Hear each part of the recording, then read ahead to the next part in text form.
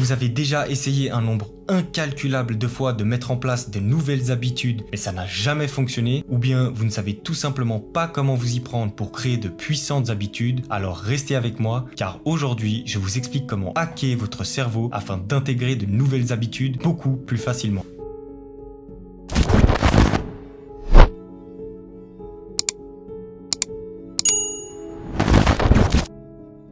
Commencez simplement par définir les 3 ou 4 habitudes que vous aimeriez intégrer dans votre quotidien. En fait, trouvez-en plutôt 6 et vous en réaliserez 4 chaque jour. Disons par exemple qu'un jour vous aimeriez commencer à courir si vous ne le faites pas déjà, vous aimeriez commencer à faire de la méditation, manger plus de légumes ou de fruits, prendre des douches froides, lire pendant 45 minutes et puis arrêter les écrans 1 heure avant d'aller vous coucher. Une fois que vous avez défini vos 6 habitudes, vous allez pouvoir les écrire quelque part, ça peut être sur un calendrier, sur votre téléphone, peu importe, tant qu'elles sont écrites quelque part. Et chaque jour, vous allez décider d'en faire au moins 4. Et ce qui est important, c'est de ne pas se sentir obligé de compenser au jour le jour. Si un jour vous n'en faites qu'une, le jour d'après, vous n'allez certainement pas en faire 10. Et à la fin de cette vidéo, vous comprendrez pourquoi. Lorsque vous voulez adopter de nouvelles habitudes de façon régulière, ce que vous essayez de faire en fait avec votre cerveau, c'est de créer et d'entraîner votre circuit dopaminergique à recevoir des récompenses de façon intermittente. Parfois vous allez recevoir une récompense, parfois pas, et aussi de façon aléatoire. Vous-même, vous ne savez pas quand est-ce que vous recevez une récompense.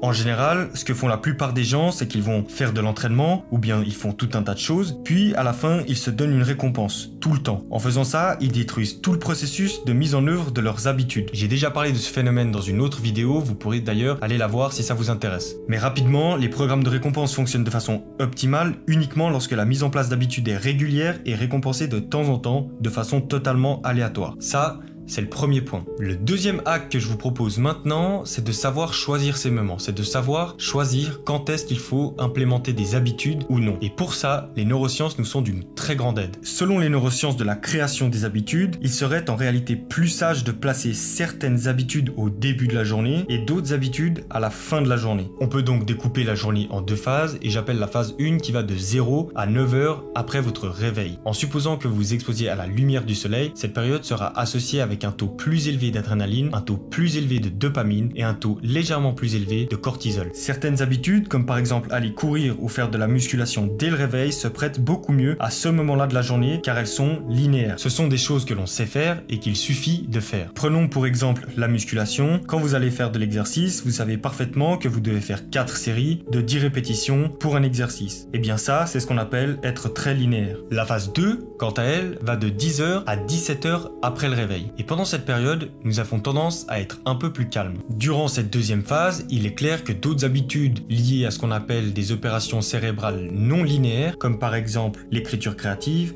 le brainstorming avec un groupe ou avec soi-même d'ailleurs, le travail analytique ou encore l'exploration de solutions sont bien meilleurs durant cette phase. Ce que j'essaie de vous dire par là, c'est qu'il faut choisir correctement ces moments pour créer de nouvelles habitudes. Par exemple, si vous essayez de faire un travail créatif, faites-le en deuxième partie de journée. Si vous essayez de développer une nouvelle compétence qui est exploratoire, pareil, deuxième partie de journée. Si vous essayez à l'inverse d'apprendre une compétence qui a déjà des étapes définies, c'est linéaire et donc en première partie de journée. Et ça, c'était le deuxième point. Choisissez vos moments. Le troisième hack, quant à lui, vient tout droit de l'université de New York. Une femme, Emily Balcetis, a décrit ceci. Même si nous aimons penser que la réussite est le meilleur moyen de se fixer des objectifs et de développer de nouvelles habitudes, les recherches montrent qu'il est beaucoup plus efficace d'imaginer les effets catastrophiques de l'échec.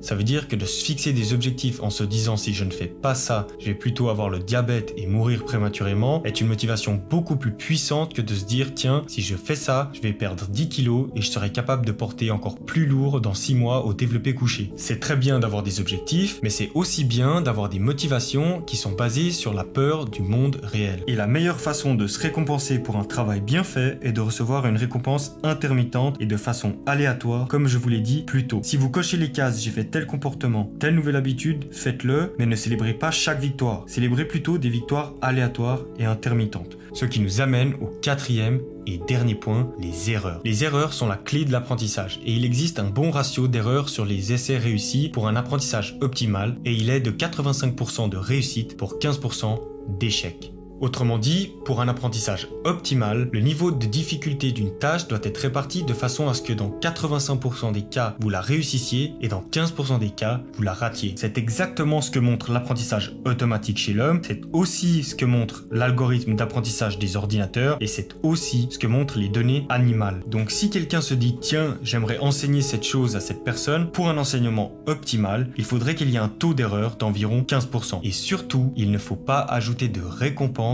afin que l'entraînement lui-même devienne une récompense. Si c'est « je vais m'entraîner et ensuite je vais manger des crêpes », faites-le de temps en temps, mais ne le faites surtout pas tout le temps, ne le faites pas tous les dimanches. C'est une erreur très commune qui est commise. D'ailleurs, vous savez, vous le voyez très souvent avec les sportifs, ils reçoivent toujours une récompense, par exemple un trophée. Et très sincèrement, je ne sais pas ce qui s'est passé, je ne sais pas d'où ça vient, mais la personne ou le groupe qui a décidé d'offrir des trophées à tous ces sportifs n'a manifestement pas lu la littérature sur les neurosciences et la psychologie de la récompense. Car en faisant ça, une des choses que l'on risque de faire, c'est de créer des gens vides de dopamine. Et chez l'être humain, quelqu'un qui est vide de dopamine, nous avons un nom pour ça, c'est la maladie de Parkinson. Dans la maladie de Parkinson, le système de dopamine est épuisé, les gens deviennent tremblants et font l'expérience d'un manque extrême de motivation et d'une dépression justement à cause de ce manque de dopamine. En mettant en place les 4 petits hacks que nous avons vus durant cette vidéo, non seulement vous éviterez de vous approcher d'un état vide de dopamine, d'un état proche de celui de Parkinson, mais en plus, vos habitudes seront beaucoup plus facilement intégrées. Rappelez-vous, il faut choisir vos habitudes, choisir le moment durant lequel vous devez appliquer ces habitudes, identifier les points négatifs de ne pas réaliser ces habitudes, faire des erreurs, mais surtout de ne pas les compenser, c'est-à-dire parfois ne faites pas vos habitudes, mais le lendemain n'en faites pas 10. Et la dernière chose, la plus importante peut-être de cette vidéo, apportez des récompenses à vos habitudes de façon